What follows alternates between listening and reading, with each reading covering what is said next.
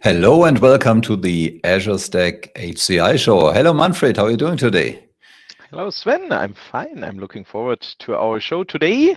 It's a Because, long time ago since we had yeah, our last show. So one of the reasons was that you have been attending the MVP Summit in Seattle, and you met another colleague at the MVP Summit, correct? yes, I met Marcel and talked to him about an interesting solution we will talk about today for Azure Virtual Desktop on Azure Stack HCI. Yeah, because Marcel, let's say, created an extension to Azure Virtual Desktop. And this is supporting more functionalities on Azure Virtual Desktop on Azure Stack HCI. And I would say, hello, Marcel, welcome to the stage. Maybe you would like to introduce yourself to our audience. Yeah, thanks a lot. Thanks a lot that I can be here with you. Yeah, my name is Marcel. I'm also an MVP for Microsoft Azure since a few years. And yes, I'm working in the AVD context for a longer time, and also started with the support from Manfred, with also working more and more with Azure Stack HCI. Yeah, good to have you on the show. So the reason why we are talking about extensions of Azure Virtual Desktop is that Azure Virtual Desktop is available on Azure Stack HCI as well, on premises in your data center, in your edge. And with the latest release of Azure Stack HCI 23H2, we brought Azure Virtual Desktop to Azure Stack HCI. And for the first 2 months, it was without any charge. Since April, it's a charged product.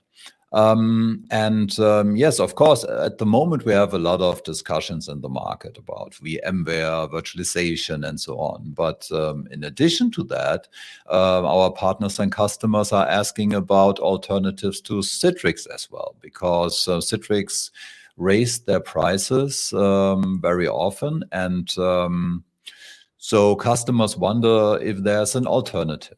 And just to make it clear, Citrix is no competitor to Microsoft. So Microsoft is building the infrastructure, and Citrix puts the management layer on top of it, to say it a very simple way.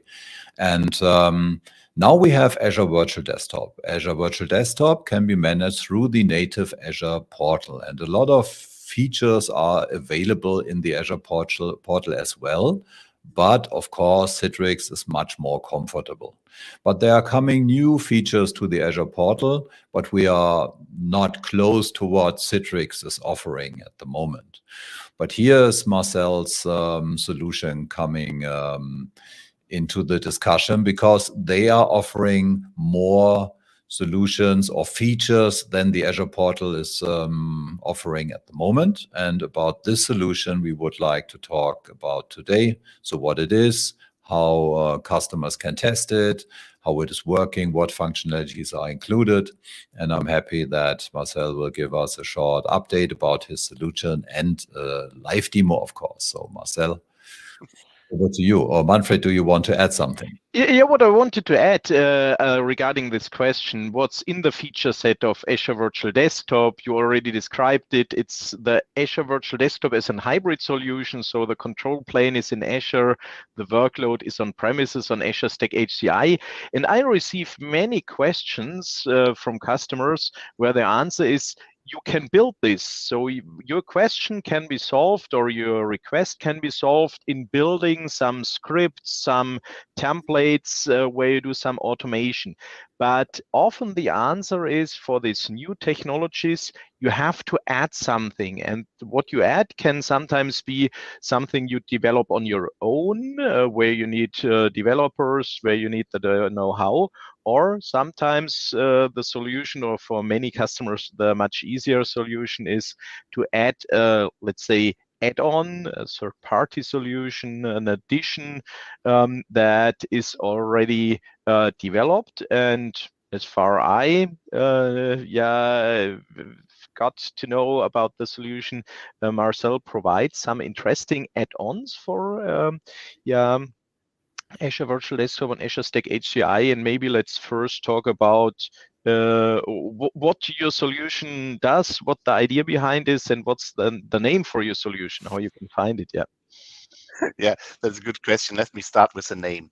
The name is Hydra for Azure Virtual Desktop, and the name is based on the fact that the first, I guess, Windows NT 4.0 Terminal Server Edition had this code name, this project name, Hydra. So that is the base for the name. And what it does, that is no magic, like you mentioned. Everything could be done by your own using PowerShell or other programming languages. But what it is, and I'm happy to show it later, is it makes some things much more easier. For example, if you want to roll out a new session host into a host pool, you have go through the menu in the Azure portal, select the image, the virtual machine size, network, and a lot of more stuff. You have to enter a local admin name and a password. And if you want to join it to a domain, also a domain join name, username, and a password. So a lot of repeating steps.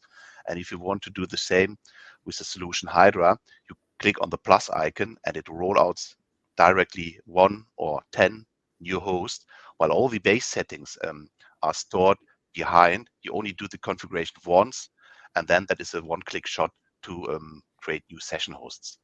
Or another example is in the Azure portal, you sometimes searching where you can find some data like the logged on users. In Hydra, that is pretty easy. It shows, and not only for one tenant, for all tenants you have maybe in your environment. And I see that my camera stops. You can directly see it on one page. You can see all the users log into any host pools you are managing, and not go on a per host pool view. So there are a lot of things make it easier to see or to work with the session host and the users. And on the other hand, you have the full stack of automation, like updating, patching your session host once a week automatically after night.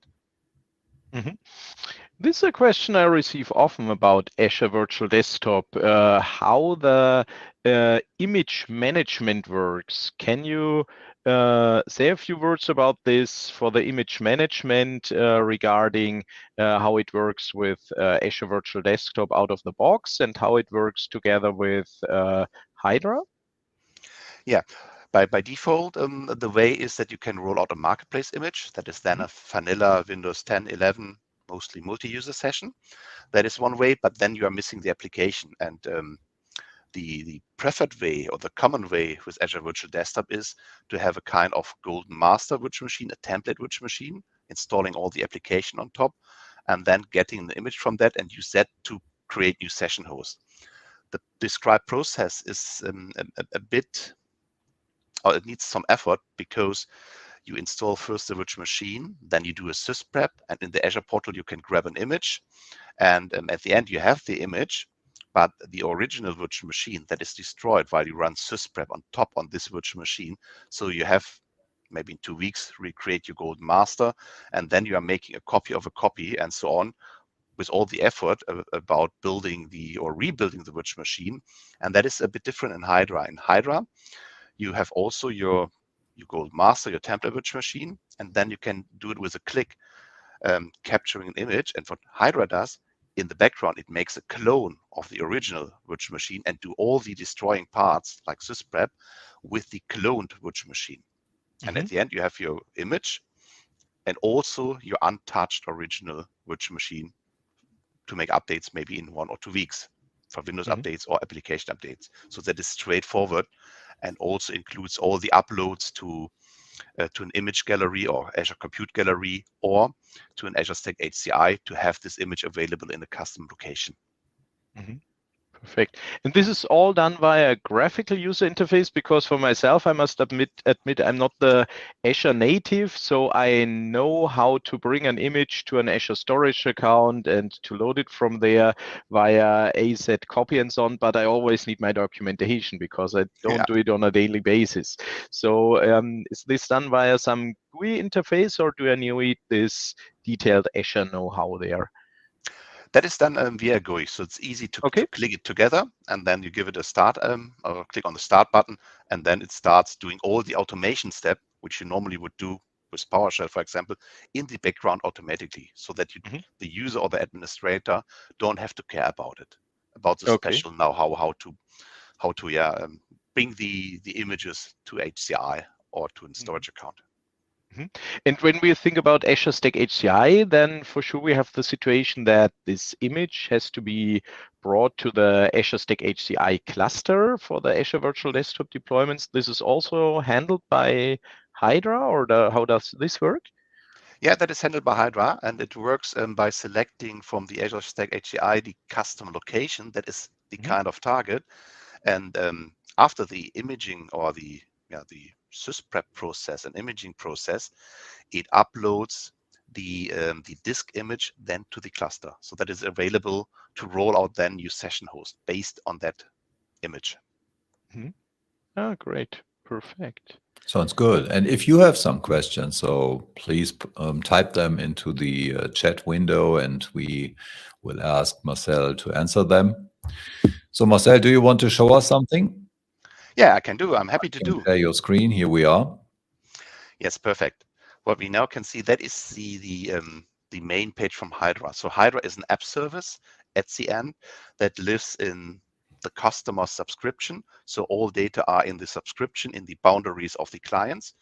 No data is left. And this is my installation. And in my installation, I have several tenants. Mainly, I would guess that customer only have one tenant to manage their Azure Virtual Desktop environment. In my case, I have more than one, but works in the same. What we directly can see, there are some tiles, and each tile is a host pool. And it makes no difference from this view if the host pool containing virtual machines from Azure Native or from Azure Stack HCI. So that is the global view. Some host pool are in use. For example, that is my standard host pool. It's called Designed. It's a multi-user session host pool. There are 25 sessions, so user connected to the pool, and a capacity of 30. So 30 users could connect, 25 are connected, which result in a specific load of this host pool. And if I go into this host pool, I can also see what happens in the morning. So the red line, that is the capacity. In this case, each host can handle up to 5 users. So at this time, 2 session host runs. Capacity was 10 users, and then the user, and I automated this so that I have not to type in several user accounts. So then user logged in, and that is the blue line. You can see that it's increasing this line, the user log on. And what Hydra does, it starts, or in this case, there's a special one, it starts, or it can create also session hosts on demand to handle the user load. And in the best case, that is, the red line is close to the blue line, so that you have enough resources, but not too much, while we have to pay mostly for them. And then we can see the users are still connected, or in this case, they have disconnected session, but the users are sitting on top of the session host. And that goes to the end of the day. And then if the users are logging off, Hydra will deallocate the virtual machine to save money. Here is a list of virtual machines. In this host pool, we can also see the number of sessions, sessions overall, how many sessions are disconnected. The most are disconnected right now, while I started this early today. And we can also see the user load. There's one specific which is not Azure native.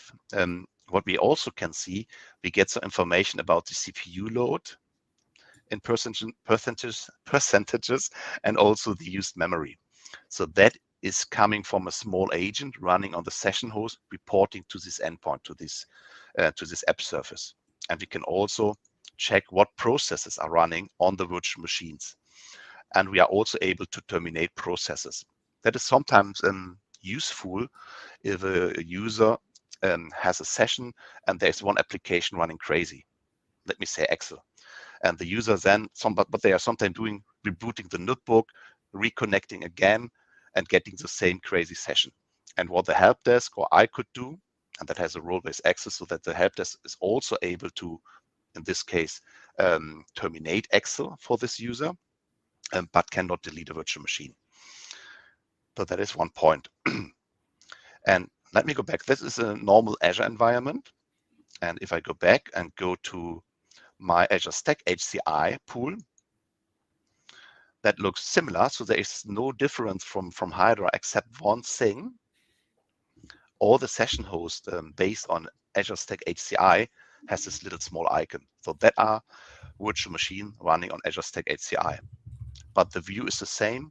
We can also see I logged on some users here, and I did some tests in this morning in the morning, and we also can see the auto scaling. So starting and later stopping the virtual machine, so that the red line is covering the blue line pretty close, but with some space left so that user can still log in. What we also can do from this menu is we can do some tasks like selecting virtual machine. We can filter by name. We can do start host. We can stop host. We can restart host. All the expected things. You can bring the virtual machines into a drain mode so that user cannot connect anymore if you have to do some maintenance stuff. So that is all what we can do. And I think one interesting part is that is what I mentioned before. If I want to add a new session host, I click on plus and enter a number. Let me say 5. Click on OK, and that would take 5 to 10 to 15 minutes, depending on the image size and the speed of the cluster. And then we have the virtual machine in. And all the data you normally have to enter in the Azure portal are stored in the background on the host pool configuration. And if I go to this,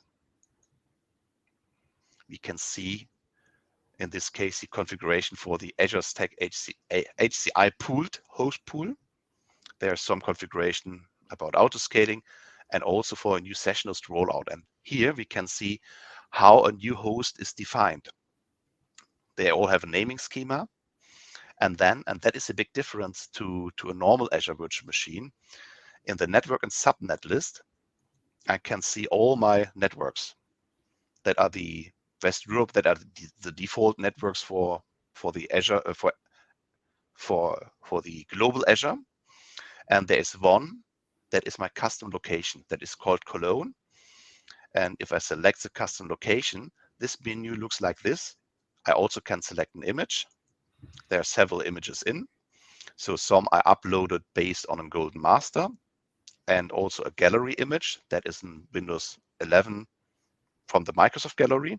And I can select the images to roll out new session hosts and can store it for all new upcoming rollouts. And that is a bit different if you compare it later maybe to a native Azure rollout.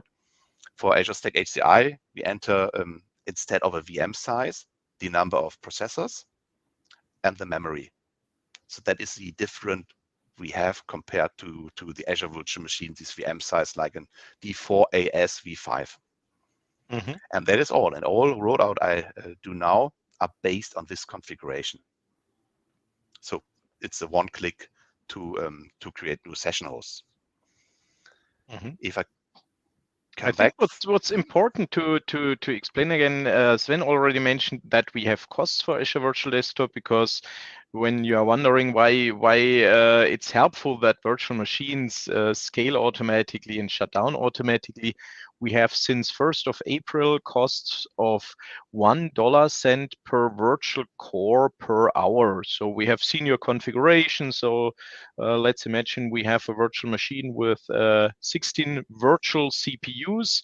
Then we have this $16 per hour for this virtual machine. And for sure, if I can shut down the virtual machine, then I don't have the costs, because it's a pay-per-use model. I really only pay if the machine is up and running. And this is the reason why this red line follows these steps, I assume, because every time when the step goes one up, I assume you have started a virtual machine. Not you have started it, your tool has started a virtual machine, because the user load filled up the first machine, for example, the next is started, and for sure then the costs increase. But I think this is very helpful, because this question we received very, very often, if it's possible to shut down the virtual machines to optimize this based on the user workload. Yeah, absolutely. So we have to take control over the codes, and then for this reason, we have also to auto scale our own hardware. So if I go back to the user session, or let me go here to the user sessions menu. That is what I mentioned before. We have here a list of all users connected to all of the host pools in one row. And we are able to, what helpdesk is doing, searching for specific users and then filtering and do some operation. What mostly is done in an environment is that the helpdesk has to maybe log off a user while the user session is corrupt or has some issues, like I mentioned before, crazy running Excel or Teams or so. So that is what we can do. We are also able to initiate for an active user session that we can mirror the screen of the user. For this, we have to connect it or to be in the same network as the session host. Technically, MSTSC is called to shadow, to mirror the user session if the user accepts. So that can be done from here. And interesting is, and let me mention it again, over all hosts, over all tenants, independent, is it an HCI or is it a native Azure virtual machine? Mm-hmm. And this is great because those that know remote desktop services, traditionally they know this feature where it was possible to mirror a session for support cases. Yeah. Mm-hmm. Yeah. And I would say the second or third important part is that is the all about having this golden master and capturing image. That is what we talked about before. And I have it in here. So what I normally have in my environment, that is one or more golden masters where all the application are installed. And that works like this. I select, in this case, my tenant, demo tenant, and my golden master that is called TAVD W11B10. So that is my golden master. And the only thing I have to do after this is installed and has the state I want to have with all the application, I would select a target resource group for the image. And while I have an Azure Stack HCI in my environment, I also can select, open Azure Stack HCI, the custom location. And that is, in this case, Cologne. And have some optional features like keeping all the images or deleting older images. And that is all. And what I now have to do is click on Create Image, and the imaging process would start. First cloning the virtual machine, going to through the sysprep process and doing some optimization and cleanups before, and then capturing the image and uploading the image, in this case, to the Azure Stack HCI.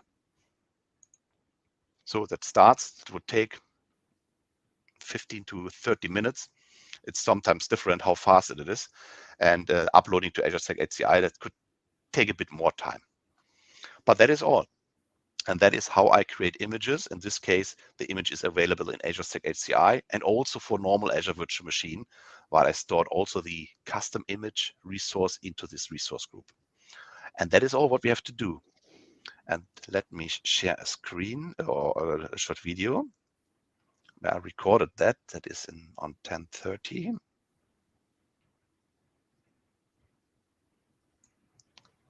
I hope that now is working. So that's the same thing, selecting the golden master. Could be a bit faster. That is the golden master that's installed with all the application. And after this is fine, I go through the imaging process and later have the image available. Here's now the shown that I'm downloading some software and installing the software. And what I mostly use for a demonstration is Ninite, while you get easily software installed on the golden master. Let me skip that a bit.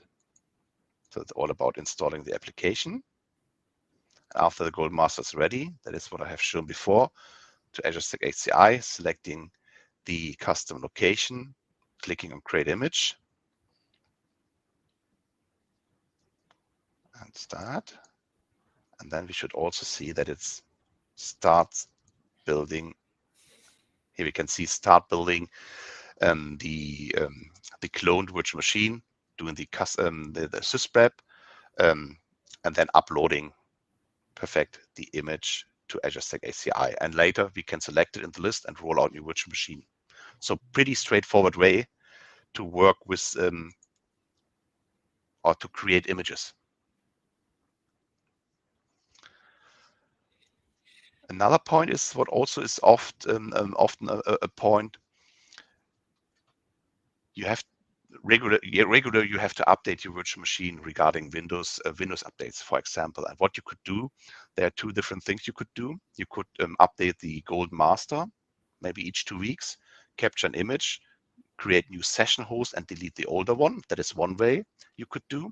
That works pretty good for a multi-user environment. But if you have personal session host where a user is assigned directly to one virtual machine and the user has local data while he is a developer, for example, then you cannot replace the existing virtual machine with the local data with a native one, with a fresh one.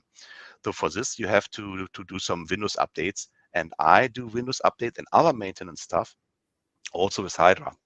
For example, we have here a script part, and in the script part, you will find PowerShell script, and you can add additional script. So that's a bit longer. I'm using it for a longer time.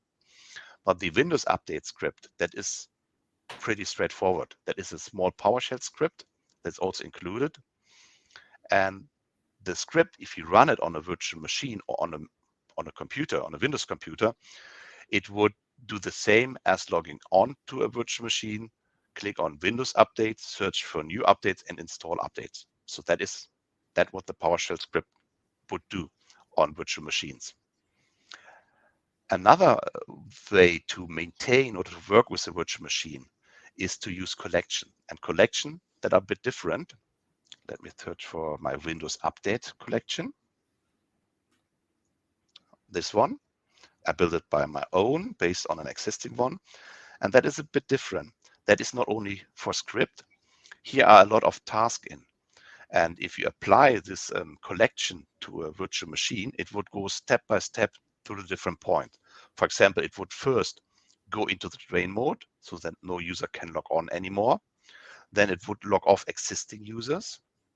If users are connected to the virtual machine, it would start the virtual machine in case that the virtual machine is not running. It's there located. And then it would run the Windows update script once, do a restart, to apply all the Windows updates. And after that, it would run Windows Update again. And that is sometimes needed if you have dependencies from one Windows Update to another one. It would also search again for Windows Update. It would install them. It would do a last restart.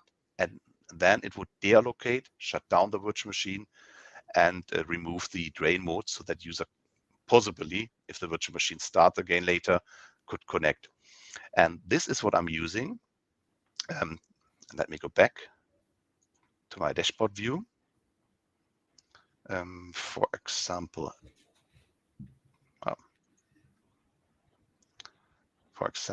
let me do that on another virtual machine, which is maybe not running.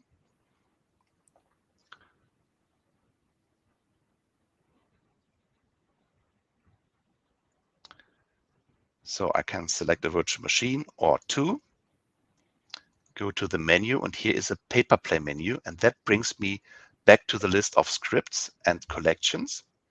And if I then select my collection for Windows Update,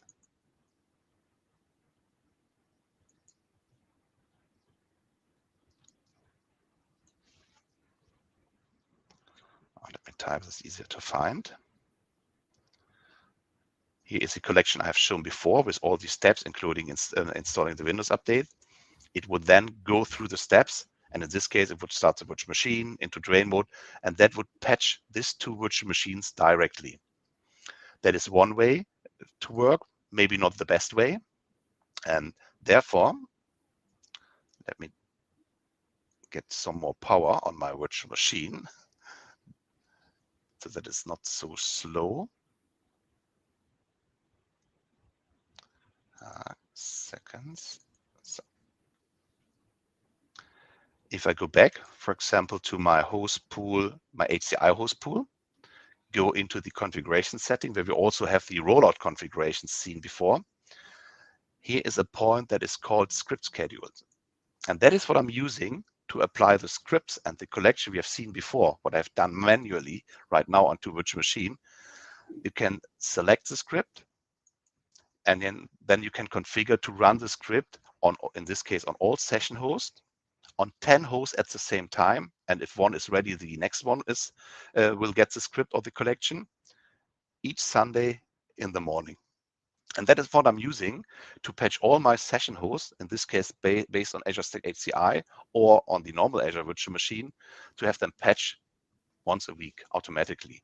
And that is only one example. You can build different collections to deploy maybe on Monday morning 10 session hosts and maybe remove 5 session hosts on each Friday. So it's very flexible to maintain all the things you have to deal with in Azure Virtual Desktop in a pretty easy way.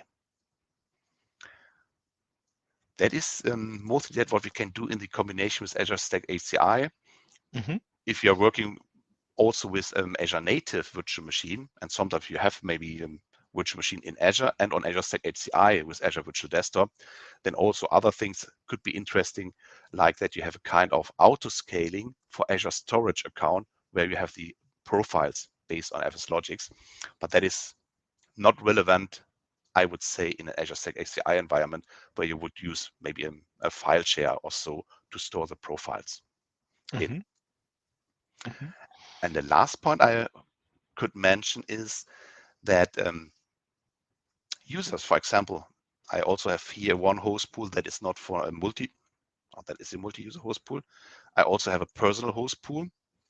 That is where users are assigned to a specific session host, like WVD 10. This user is assigned to this specific host, and every time he come back and want to work, he gets exactly this virtual machine for his use, including all the local data he maybe have stored on, and maybe some special permission. Like developers sometimes needs more permission based on that what they have to develop, like local admin rights. This virtual machine can be used by the user, and there's one specific thing. If a developer, for example, has some issues with the virtual machine, he sometimes needs the possibility to restart the virtual machine by its own, what is normally not possible while the user not have access to the Azure portal. For that, the user could log on also to Hydra. Let me open a new ITP. Also to Hydra, but with a different permission. In this case, he has only a user permission.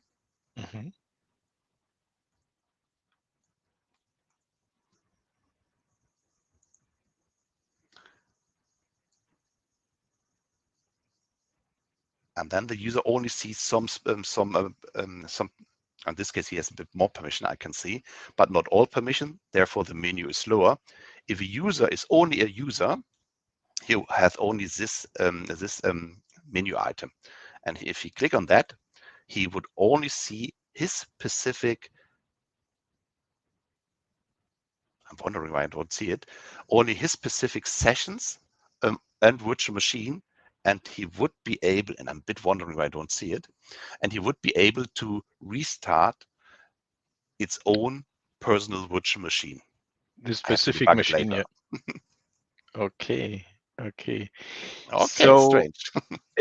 Maybe I missed it in the beginning. The Hydra solution, we can see here Hydra AzureWebsites.net. What's the starting point? So if I want to start with Hydra for AVD in Azure or on Azure Stack HCI, where do I get the solution, and do I need something except the Azure subscription? Yeah, you need an Azure subscription. You need it also for your Azure Stack HCI. For Azure Stack HCI, yes. Yeah. And to build the host pool. So that is the host pool itself, this kind of resource type host pool, is also always in Azure, independent if the virtual machine is coming from Azure or from Azure Stack HCI. So that is what you need. And if you want to start with Hydra and to test it, the best way is to go to my GitHub page. There's everything described, including features, and there's also a deploy to Azure button that brings you to the Azure Marketplace inside the Azure portal, where you can roll out the solution in your environment so that all data stays at your side. Hydra is for the first month completely free, and after a month it goes into the community mode. And community mode means that you can still use all features to manage your Azure Virtual Desktop host pools up to a limit of 6 hosts per pool. So that is the only limitation. If you need more than 6 hosts in a pool, then you can go for the commercial edition. And the commercial edition, that is paid on a monthly subscription based, and that is calculated on the high watermark of concurrent connected users you have in a month, multiplied by €2 or $2. So pretty straightforward, pretty easy. I would say not expensive, and no minimum commitment, no time commitment. If you don't, if you are fine with the Azure portal, maybe later, if more and more features are coming in, you can stop working with Hydra and go for the Azure portal. But I would bet you would stay for some reason. Also, all the features listed is a long feature list. And also, if you check the update and release, you can see that it's often updated very often to bring in new features. So that is a long list. Also for in this year, we have 1, 2, 3, 4, around 10 updates. And mostly, or the newest one, based on Azure Stack HCI support, starting in mid-February, and you will see more in the next months and weeks. So that is a good starting point, going to the GitHub page. Yeah, perfect. Thank you so far. Looks good. Sven? I like it very much. Thank you. Yeah, I also like it because Marcel mentioned, we didn't talk about this till now, that Microsoft also added some missing features in the last days, and I let's say I didn't compare them, but I tested the official features that Microsoft added in the last days, and now I've seen Hydra, and Hydra is more what I expect when I asked about the graphical user interface. So it's it's from my point of view, I didn't use it. I've seen it for the first time together with Azure Stack HCI, but it seems to be somehow self-explaining, especially for those that are coming maybe from remote desktop services and now are switching to Azure Virtual Desktop on Azure Stack HCI, what I always recommend as a modern solution. My impression is that many features we know from on premises are very easily to reach here via Hydra. Yeah. Okay. Yeah, sorry, you wanted to. You're testing the user and the host. I see. Yeah, I have seen the was a wrong permission for the user. But don't. Please continue. Yeah. Anything to add from your side, Sven, or any questions from the audience? No question from the audience so far. No questions from myself. So I got a very good overview what Hydra is doing. I like it very much, and I think we can test it in the next couple of days.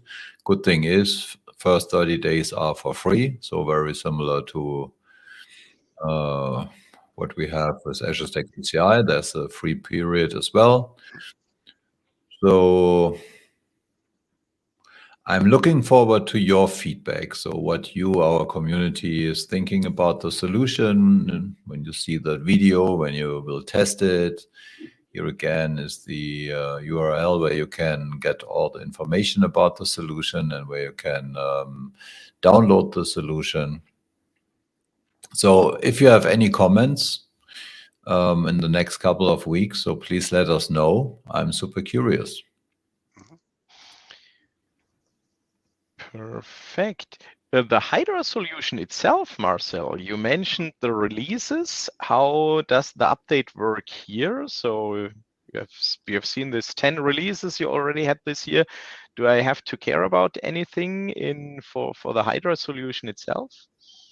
It's pretty easy to update. So the best way is to follow the GitHub channel so that you are get a notification if something changed. If there's some major change, you will see it here in the text that there is a major update available, and updating is pretty easy. Go on this nice icon, click on Update Engine, and that will take a few minutes, and then the engine is updated to the newest version. Okay. Okay. Great. Sounds good. So as long as there are no questions, I think we are at the end of this demo. So you have some time to raise your questions until we are closing the session with the slides I always show at the end of the Azure Stack HCI show. The next show will be April 26th. So at the moment, I have no idea what the topic will be. Manfred, do you have something in mind so far, or? Yeah, let's see if we already have some of the next announcements we are waiting for, because for sure Azure Stack HCI is released once a year, but we have already heard when version 23 H2 was released that several new extensions, let's say, or new additions will be announced between 23 H2 and 24 H2. So maybe we already have some new stuff here in April 26th. And if not, we could talk about the changes we had in the last weeks or month, because the cloud-based deployment we already introduced in, let's say, the first show when Azure Stack HCI 23 H2 was released has changed a little bit. It's not more complicated, but it solved some feedback things you had about being more flexible in the deployment. Yeah. Ah, that's good. And then I would like to recommend my Azure Stack HCI website, because I got so many requests if I can share some documents or information about where can you get support and so on and so on. So I created a website, Sven Langenfeld-techtalk.com. And if I switch to that website, you can see when you go to the videos and documents and select the tech documents, then you get some documents, and here you can see the AVD Hydra as well. So a lot of news, cool things are on that website. So if you want to stay up to date, go to the news channel and you will get everything that's new about Azure Stack HCI. If you want to learn about licensing, there's a segment called licensing, where you can download some licensing decks or see a 30-minute presentation how licensing is working, and links to the official Microsoft documentations. And you have feedback content about hardware services. Who are the OEMs? Who are the contacts? You can reach out if you want some detailed information. What are the special offerings these OEMs have, and so on and so on. And of course, there's a section called Windows Server 2025. That's a very cool new version we are waiting for end of this calendar year. And you can watch the Ignite announcement session, for example, or you can download the current PowerPoint deck. Or there was the Windows Server Summit from the engineering team, 3-day sessions, and you can watch the sessions on demand. And if you wonder, is Hyper-V is still a product Microsoft is doing investments in? Of course, there's a very nice blog, The Future of Windows Server Hyper-V. It's bright, you can click in here, and so on and so on. So a lot of content. And when we're talking about Windows Server 2025, so beginning of this week, you had an awesome event in Germany, correct, Manfred? Yes, the German Windows Server Summit I organized together with Carsten Rachfall in Würzburg. We had more than 250 attendees there, a lot of sessions, many interesting talks, great feedback from the attendees. And you mentioned the hardware vendors. Many of them have been there to present their solutions for Azure Stack HCI and Windows Server 2025. Because I think what I have seen, the event was about Windows Server 2025, and we had a session to compare Windows Server 2025 with Azure Stack HCI. And even if Windows Server becomes more powerful and Windows Server gets many features that were exclusive to Azure Stack HCI in the past, more and more customers are thinking about this hybrid story and say, okay, we see the advantage of using Azure to bring workloads to on-premises, to manage workloads to on-premises. So many customers also asked and talked about Azure Stack HCI in the breaks. Yeah. Yeah, and it's super important that everyone is familiar with Azure Arc as well, because Azure Arc is a solution that is an important part of Azure Stack HCI. And this is connecting Azure to the non-Azure infrastructure. And you have an event together with Alexander Otter. Yeah. The Arc Show Live. You can find the link here in the ticker. So if you're interested in getting more information about Azure Arc, it's in 1.5 weeks, I guess. It's It's in 22nd Würzburg, April. one day.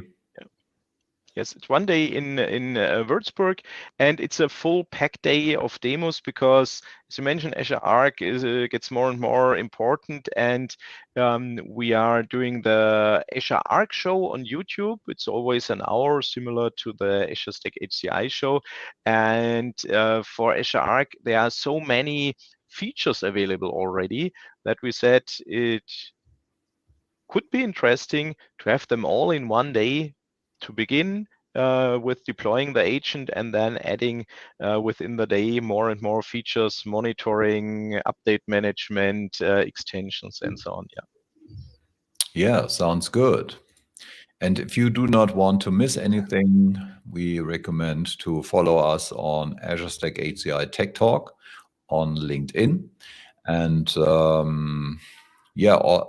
course, on YouTube as well. There you will find all the news, all the content. And then there's the hybrid show every second week, Friday, before the Azure Stack HCI show. So it makes sense to start watching Manfred's readiness a little bit earlier. The hybrid show is streamed on Manfred Helber's YouTube channel, so not on the Azure Stack HCI Tech Talk one. And if you do not want to miss anything from the Windows Business Solution Club or Manfred's readiness offering, you can get the calendar. The manfredhelber.de/calendar URL will lead you to a short introduction how to get the WBSC calendar into your calendar. And if you want to get a newsletter, then you can type manfredhelber.de/newsletter, and then you will not miss anything. So, okay, that's it for today. I would like again say thank you, Marcel. Thank you all. Your time with us and demo your solution. I'm looking forward to our audience's feedback, and hopefully we will meet soon in person. And I would like to wish everyone a nice weekend and see you in the Azure Stack HCI show latest in 2 weeks. Bye-bye. Bye. Thank you. Bye.